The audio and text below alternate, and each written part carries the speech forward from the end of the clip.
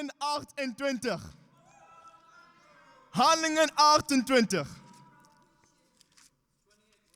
28. Handelingen 28. We're a Bible church.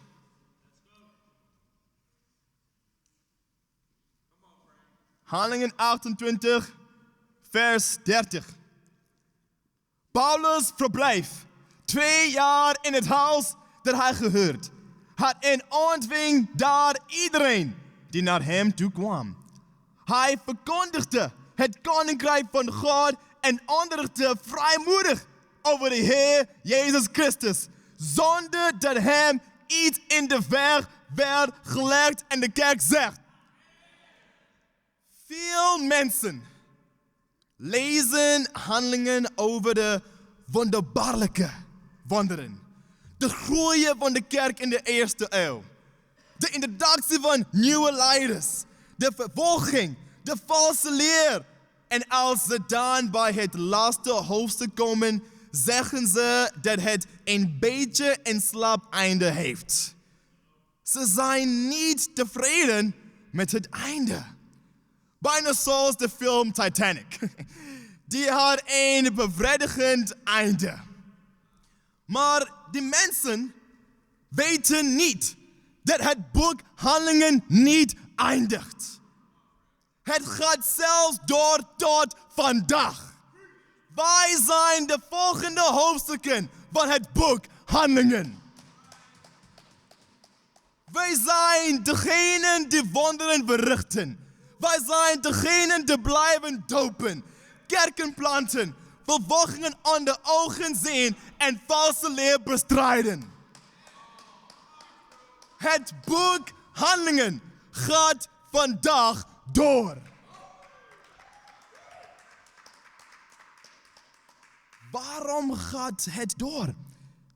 Het boek heet oorspronkelijk de Handelingen van de Heilige Geest. En de Heilige Geest werkt nog steeds. Er staat dat Paulus in de gevangenis zat in een gehuurd huis. De manier waarop dit werkte was dat hij werd geketend aan zijn bewaker. De bewakers wisselden ook van dienst. Dus hij had verschillende soldaten.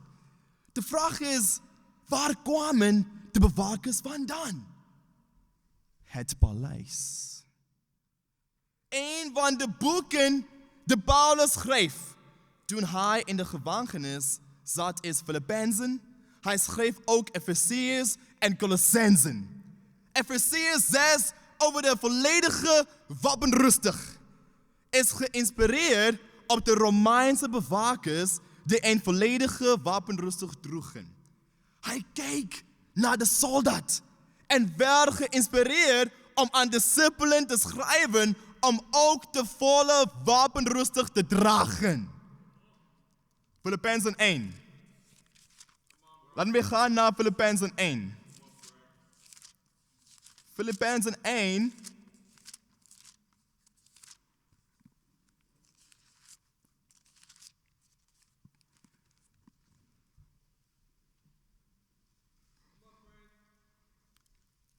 Versen 12 tot 14. Filippenzen 1. Everyone there? Alleen 4 mensen.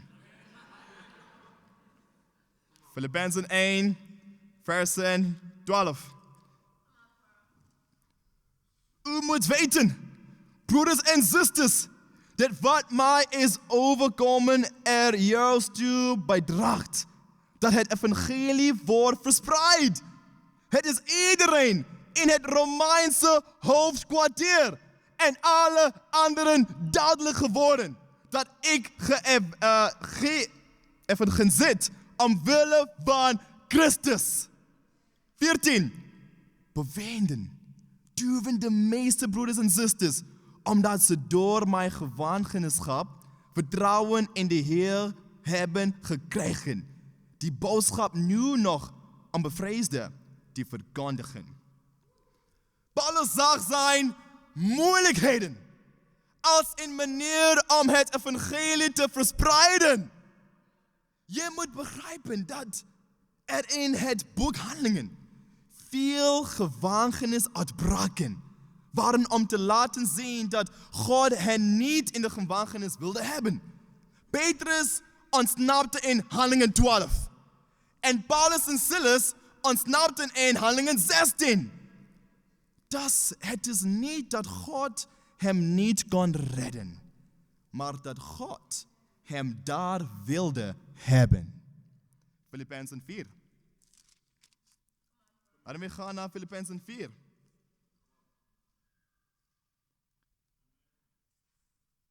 Versen 21. Filippenzen 4, versen 21. Groet alle heiligen in Christus Jezus.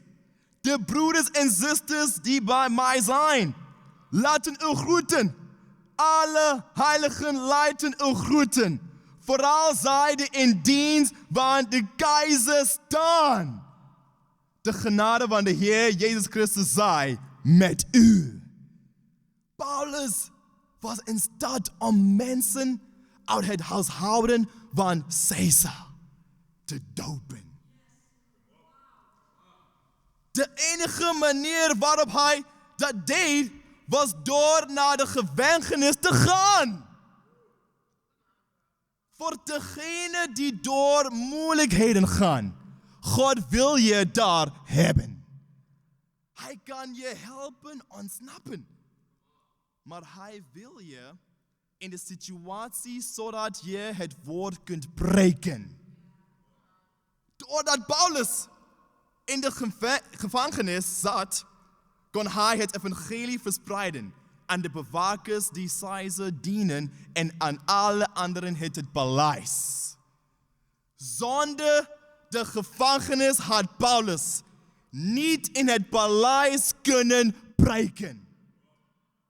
Paulus had de gevangenis nodig om zijn doel als prediker te vervullen.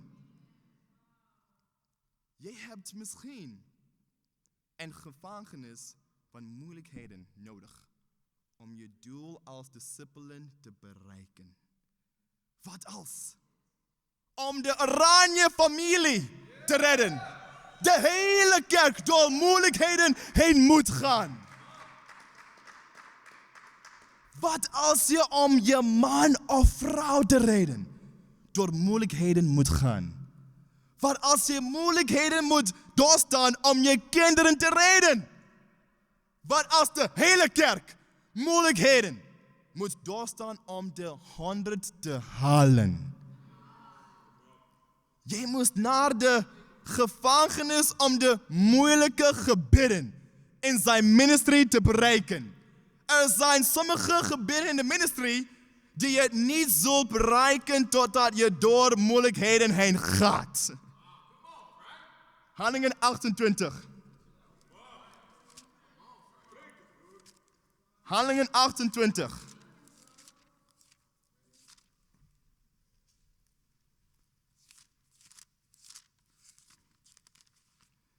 Handelingen 28, vers 31. Hij verkondigde het koninkrijk van God en onderrichtte vrijmoedig over de Heer Jezus Christus, zonder dat hem iets in de weg werd gelegd. Ik hou van andere vertalingen.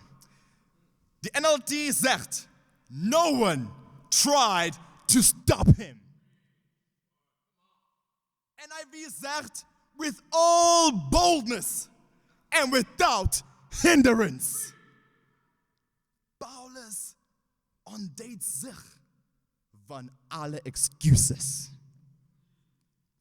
Hij was thuis en in de gevangenis en hij was nog steeds vruchtbaar.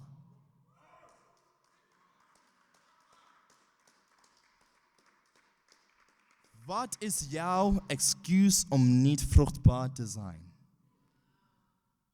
Wat heeft jou belemmerd? Het Grieks woord voor zonder belemmeringen is akolutos. Het was een woord uit de medische wereld dat vrijheid betekent. Het woord alleen in dit Bijbelgedeelte gebracht. Paulus werd fysiek gehinderd, maar toch werd het woord van God niet gehinderd. Wat is er voor ons nodig om Amsterdam te evangeliseren? Moed. Boldness. Wat betekent moedigheid? Veel mensen hebben verschillende ideeën over moedigheid. Boldness, courage. Sommigen zeggen dat het wanneer je Nederlands bent. Als je het gewoon zegt zoals het is. Als je tegen je broer zegt dat zijn kapsel niet mooi is. Als je die zus vertelt dat die jurk niet mooi is. Als je het gewoon zegt zoals het is. Sommigen zeggen dat dat moed is. Sommigen denken dat moed betekent dat je de luidste bent in de kamer. Iedereen kan je horen.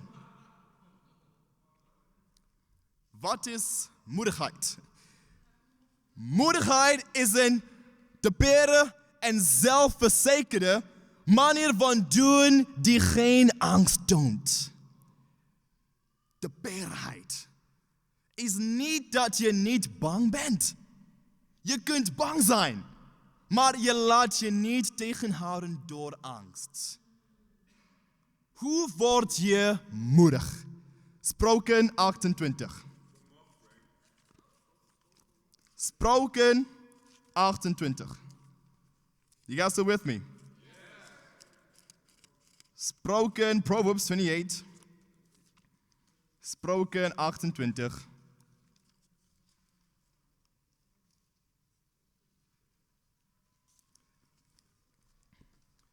Spreuken 28. Vers 1. Een goddeloze vlucht. Ook al is er niemand die hem achtervolgt. Een rechtvaardige voelt zich zo veilig als een leeuw. De NBV-vertaling is zwak en niet moedig. Dus ik lees de NLT-vertaling in het Engels. The wicked flee, though no one pursues. But the righteous are as bold as a lion. Weet je wat je moed steelt? De zonde. De Bijbel zegt dat zonde ervoor zorgt dat je niet moedig bent. Omdat je geen zuiver geweten hebt. Er staat dat de rechtvaardigen zo moedig zijn als een leeuw. Stel je een bange leeuw voor. Stel je een leeuw voor die niet gelooft dat hij de koning van de jungle is. Stel je een leeuw voor die zich gedraagt als een aap. Stel je een leeuw voor die niet brult, maar fluistert naar zijn vijanden. Hey, kun je alsjeblieft weggaan? Stel je een leeuw voor die onzeker is naast andere dieren. Dat kunnen wij ons niet voorstellen. Maar soms kunnen wij zo zijn. Het nationale dier van Nederland is de leeuw. Dat betekent dat als je in Nederland bent, je bedoeld bent om moedig te zijn.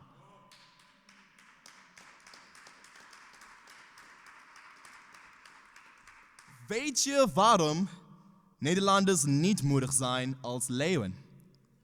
Zij zijn in zonde. Simpel. Dit betekent dat de kerk het echte vol van de leeuw is. The church is the real lion's den. You know, I'm reminded of a story of the zoo owner. And of course, his sales started going down because the favorite gorilla in the zoo died. So he was like, oh my goodness, this gorilla just died. So I gotta come up with something. I gotta come up with a plan. So as he's walking in the streets, he sees this miming performer, right? You know, the miming guys, right? That move without saying anything, like some of you guys in church today. And he sees this mime, and he's like, okay, I gotta hire this guy. And he gives him an offer. He says, okay, I'm gonna hire you so you can dress up as a gorilla so that I can keep the sales going. And you're gonna get more money and everything. So, okay, cool. So he takes the job. Now, as he takes the job, of course, the first day, he dressed up as a gorilla. He dressed up as a gorilla, right? And he realized, oh, I like this job. This job is awesome. I can sleep whenever I want, and I get more crowds than before. And of course, now everyone's so amazed at this human-like gorilla. Like, he's doing the flow, he's doing all these things. Everyone's like, whoa! And now everyone, of course, is now going to this gorilla, and he's getting more people than he did before. So he likes the job. Now, after some time, the people kind of got bored of the gorilla. They're like, okay, I don't like the gorilla. So they go to the lion. So the lion started getting more crowds. So the gorilla's like, hey, I want to get the crowds back. So what he does is he climbs over the cage, right? And he goes into the lion's den, and he starts swinging over the lion's den. Now everyone's like, oh, this is so cool. And of course, now he gets more and more crowds coming to him, and his boss is so fired up. He's like, dude, you're doing such a great job. I'm going to give you a raise. So this guy gets a raise. He's like, oh, this is cool. Okay, now, of course, the next day he gets going. He keeps doing the same thing. Now, the lion is ticked off. The lion's like, why is this guy tempting me? What's going on over here? And there's this monkey is just like, the gorilla guy is just like swinging. Then one day he has a bad day, and the stick breaks. It breaks, and he falls into the lion's den. Now he's like, oh no. And the lion sees him, and it's like, oh yeah, there's my food. And the lion's about to go, and as the lion is trying to, of course, attack on him, he starts running around. But the lion finally catches up on him, and he jumps on him. And as he jumps, he breaks character. He screams, help, help, help. And the lion jumps on him and says, shut up, before you both get us fired over here.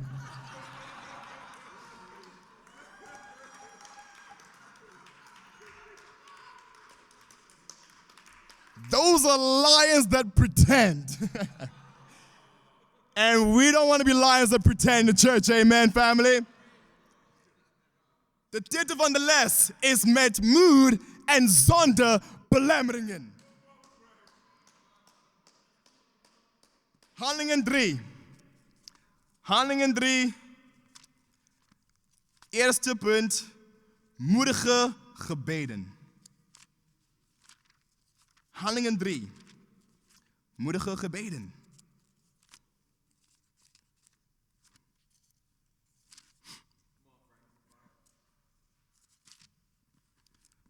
Vers 1 tot 10. Handelingen 3. Op een dag gingen Petrus en Johannes zoals gewoonlijk omstreeks het negende uur naar de tempel voor het namiddaggebed. Men had ook een man die al sinds zijn geboorte verlamd was naar de tempel gebracht. Hij werd daar elke dag neergelegd bij de poort die de Schone heet, om te bedelen bij de bezoekers van de tempel. Toen hij zag dat Petrus en Johannes de tempel wilden binnengaan, vroeg hij om 1 aalmoes. Petrus richtte zijn blik op hem, evenals Johannes, en zei, kijk ons aan. De bedeler keek naar hen om en de verwachting iets van hen te krijgen. Maar Petrus zei, geld heb ik niet. That's a full-time ministry. Maar wat ik wel heb, geef ik u. in de naam van Jezus Christus van Nazareth, sta op en loop. Hij pakte hem bij zijn rechterhand om hem overeind te helpen. Onmiddellijk kwam er kracht in zijn voeten en enkels. You know, that was Friday, right? Basketball Devo. Hij sprong op, ging staan en begon te lopen. Daarna ging hij samen met hen de tempel binnen, lopen en springen en God lovend. You know, he came to church like this.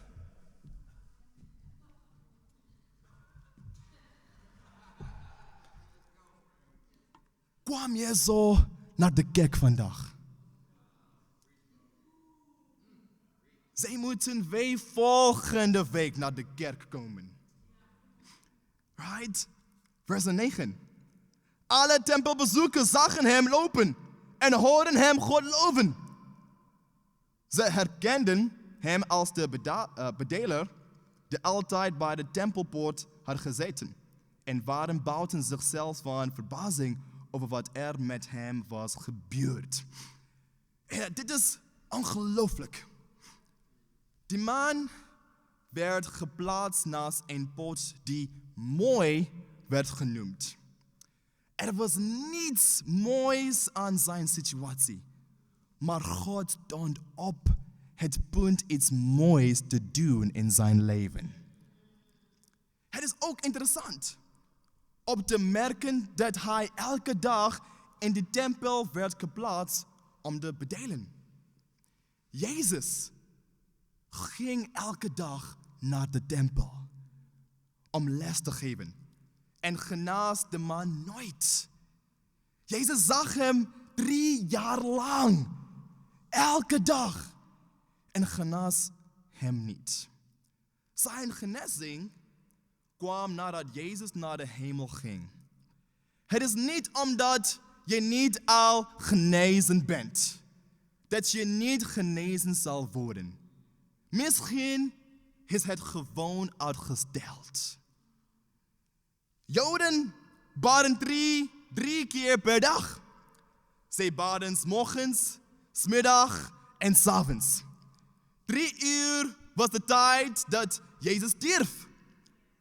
Want dat was de tijd van het offer. Nu kwam het koninkrijk al in Handelingen 2. Dus hoefden ze de tradities van het Jodendom niet meer te volgen. Maar de apostolen hielden nog wel de traditie van het gebed. Hoe vaak bid jij? Is het ochtendgebed het enige gebed dat u God heeft op een dag? Wij moeten een kerk zijn die bidt. De apostolen zeiden, kijk naar ons. Wat deed het gebed?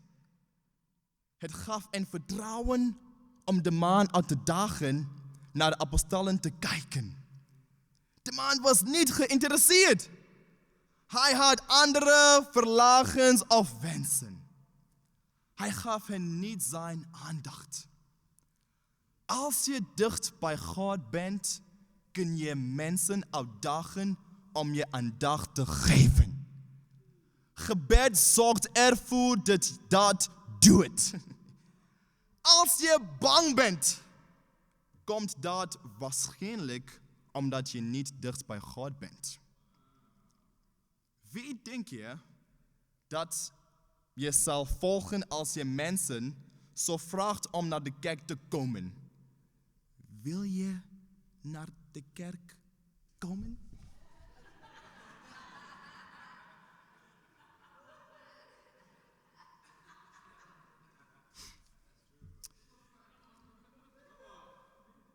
Wie denk je dat je zo naar de kerk volgt?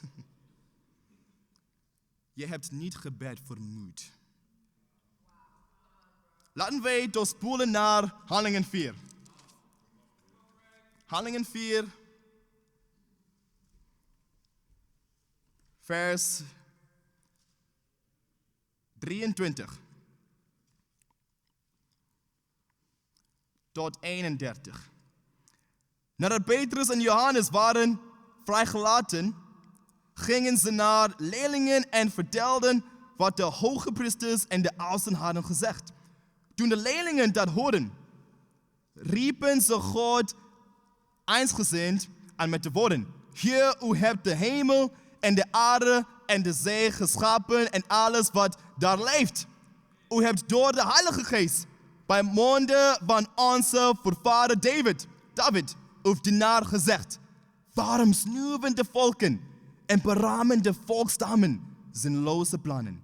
De koningen van de aarde zijn aangetreden en de heersers spannen samen tegen de Heer en zijn gezalfde. Want inderdaad, in deze stad hebben allen samen gespannen tegen Jezus, uw heilige dienaar, die door is gezalfd. Herodes, Pontius Pilatus, alle volken en ook de stammen van Israël, om datgene te doen waarvan u had bepaald en verbestemd dat het moest gebeuren. Welnu, Heer, sla ook nu acht op uw dreigementen en stel ons, uw dienaren, in staat om vrijmoedig over uw boodschap te spreken. Door ons bij te staan, zodat zieken genezen vinden en er tekenen en wonderen gebeuren in de naam van Jezus, uw heilige dienaar. Toen zij hun gebed beëindigd hadden, begon de plaats waar zij bijeen werden te beven. En allen werden vervuld van de Heilige Geest en spraken vrijmoedig over de boodschap van God.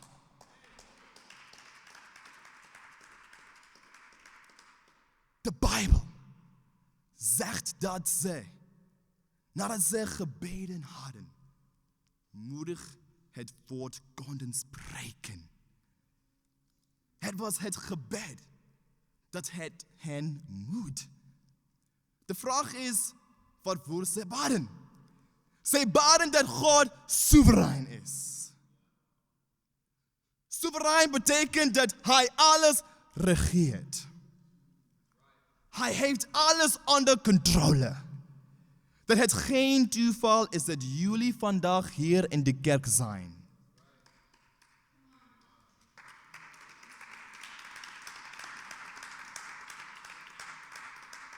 God heeft jullie hier laten komen. Zij baden ook over de naties. Die reizen en het woord van God niet accepteren. Het gebed bereidde hun harten voor op de mensen die hen afwezen. Als iemand zijn geloof niet deelt, bidt hij niet.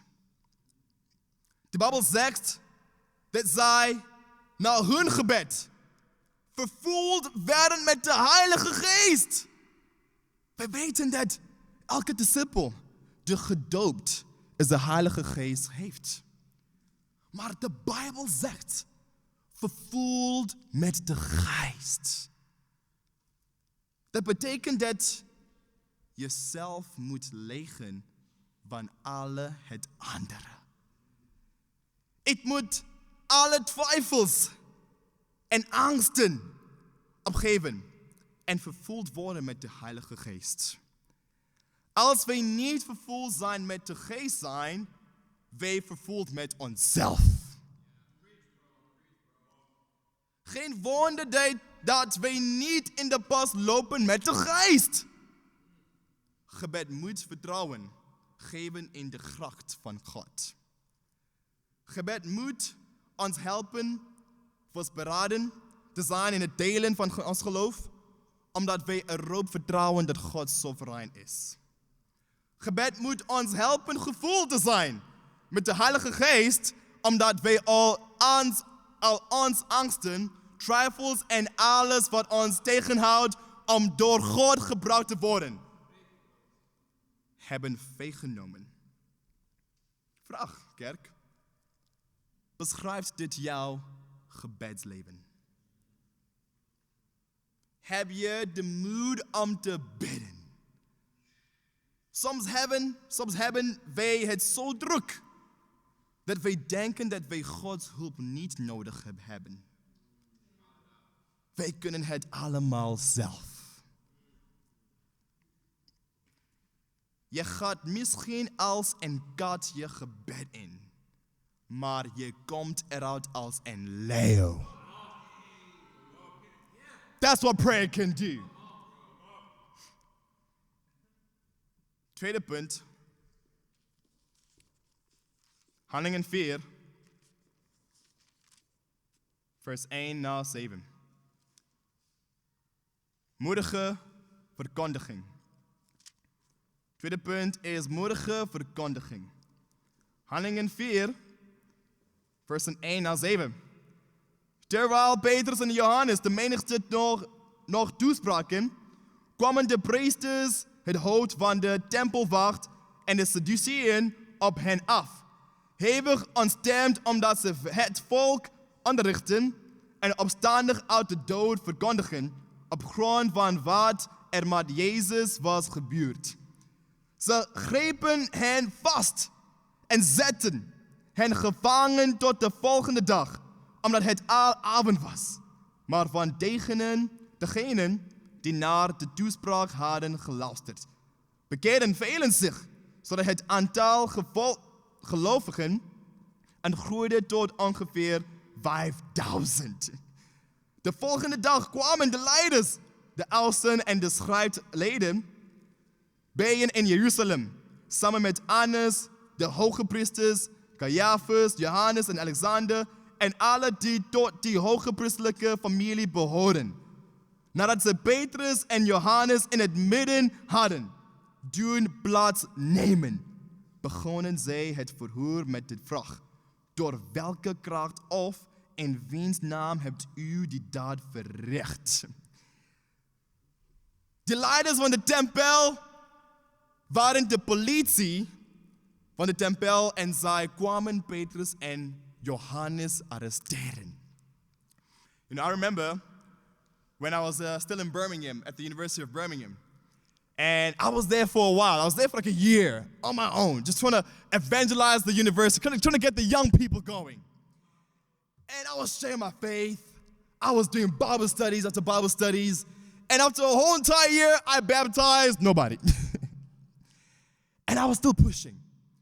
And then one day, I was having a Bible study with this one kid, showing about discipleship. I said, you know, being a disciple, you're going to get persecuted. He's like, oh, I like that.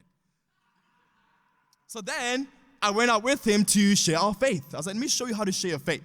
So I take this young kid, right?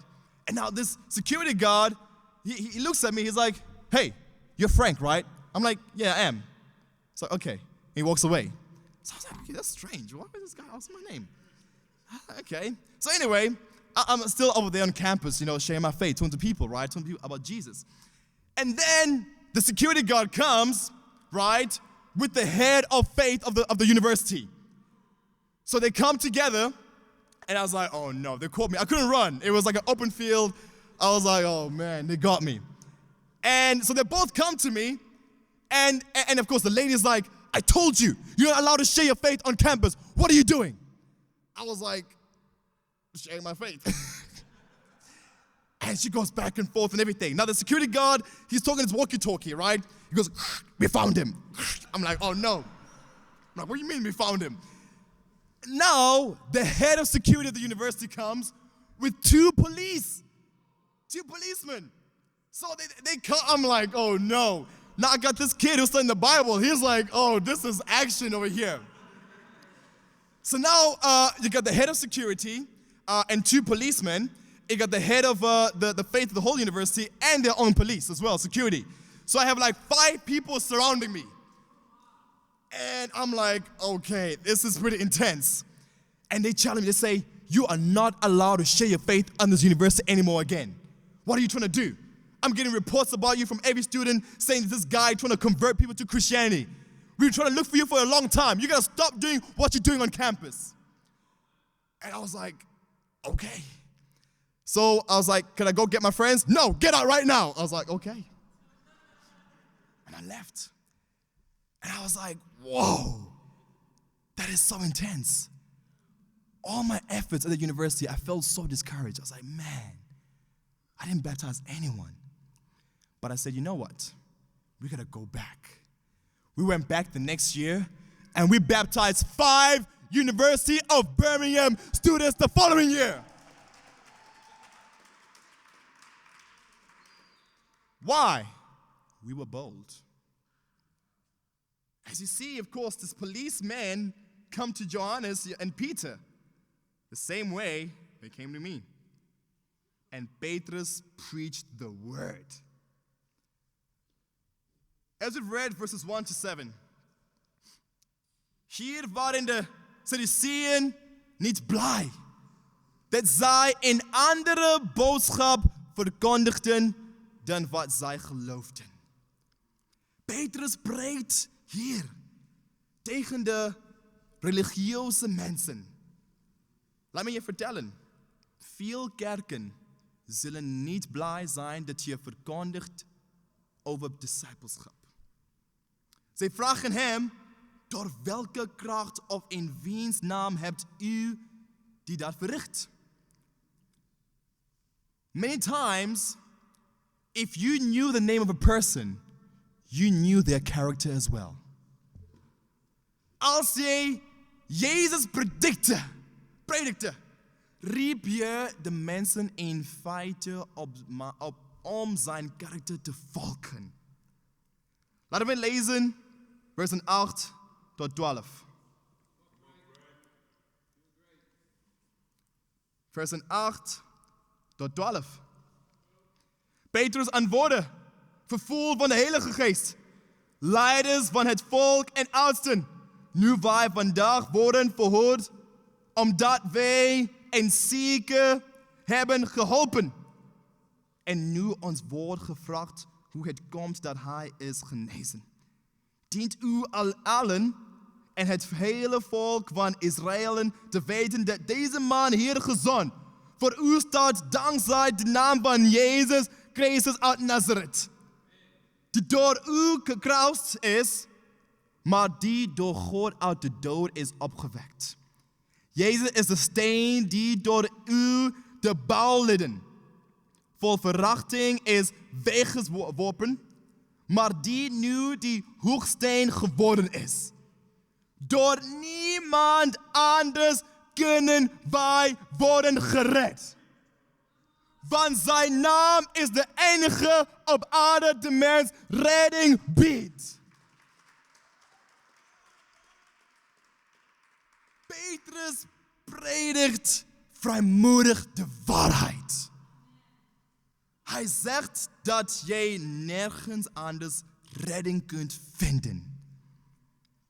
Mensen hebben een verkeerd idee over wat redding is. Redding betekent gered worden. Gered van wie? God. Je bent gered van Gods oordeel. Niet gered van Satan. That's what it means to be saved. You're not saved from evil. You're saved from God himself.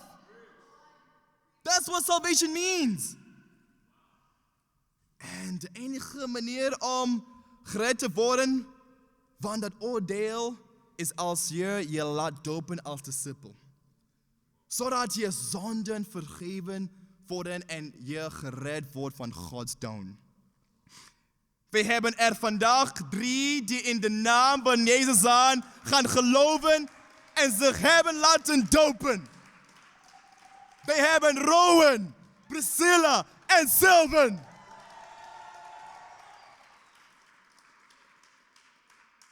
Rowan komt uit het leger. Maar nu voegt hij zich bij Gods leger. Dit is een man die gelooft in het slagveld. Hij leidt zijn vrouw. En zij is ook begonnen met Bijbelstudie en vandaag, na bijna 1 jaar getrouwd te zijn, worden zij een geslecht tweeling. Sylvan studeert op de oever. Hij geloofde ooit niet in de naam van Jezus. Hij was een atheïst. Maar toen bestudeerde hij de Bijbel met de broers. En vandaag gelooft hij en hij laat zich dopen.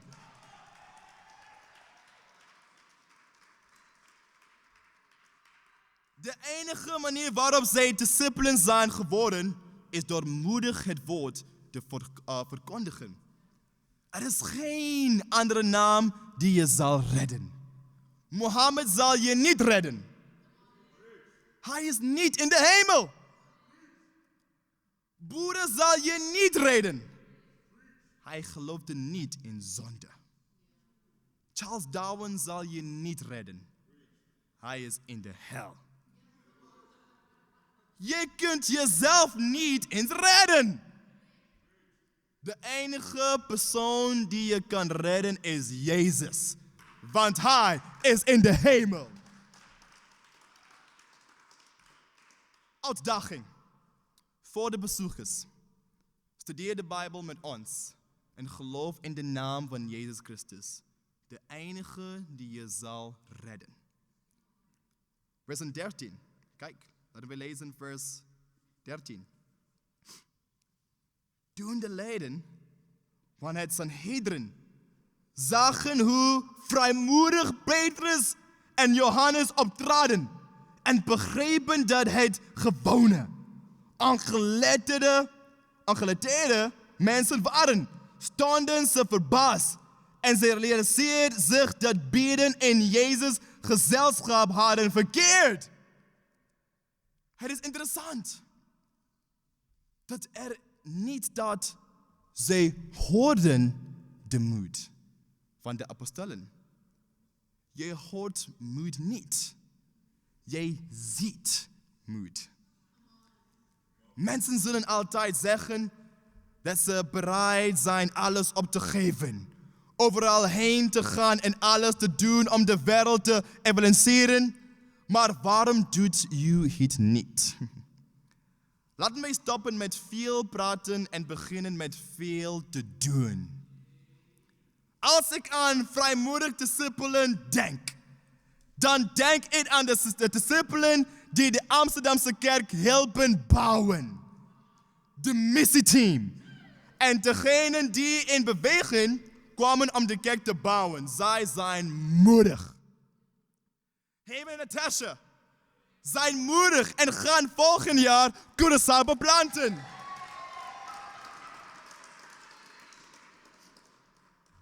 Jij ziet hun moed.